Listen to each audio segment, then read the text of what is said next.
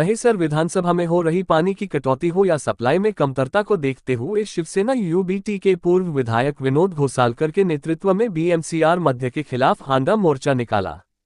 महिलाएं अपने अपने हाथों में हांडा, बाल्टी इत्यादि लेकर बीएमसी के खिलाफ नारे लगाए। आर मध्य के अंतर्गत आने वाले सभी नगर सेवक नगर सेविकाएं मिट्टी की मटकी को आर मध्य कार्यालय के सामने फोड़कर अपना विरोध जताया।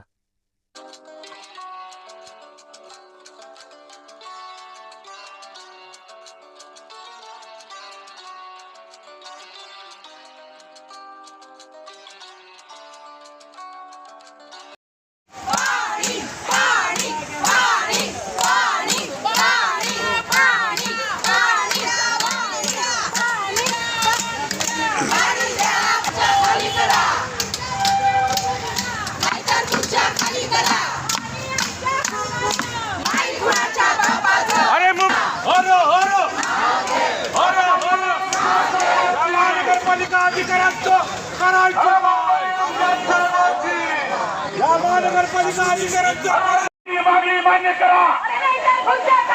अरे आमची मागणी मान्य करा। अरे आमची मागणी मान्य करा।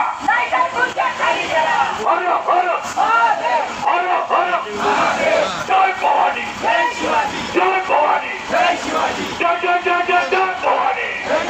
अरे आवाज कुणाचा?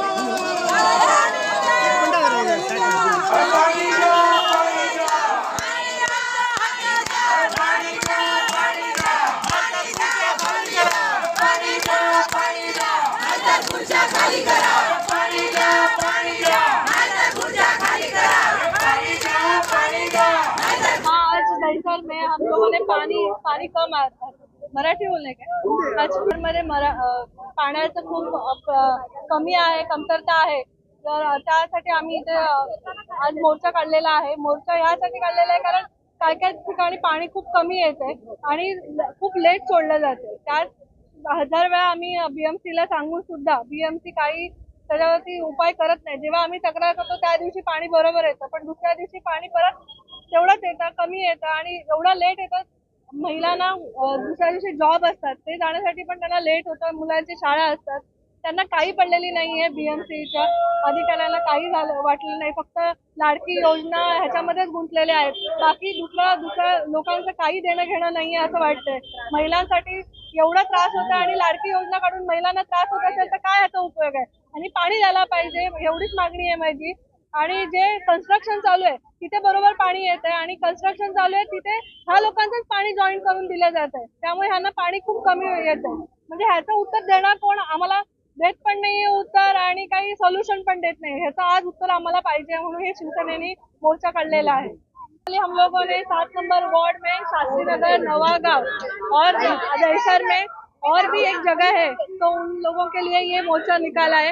बीएमसी के अधिकारी सुनते नहीं है।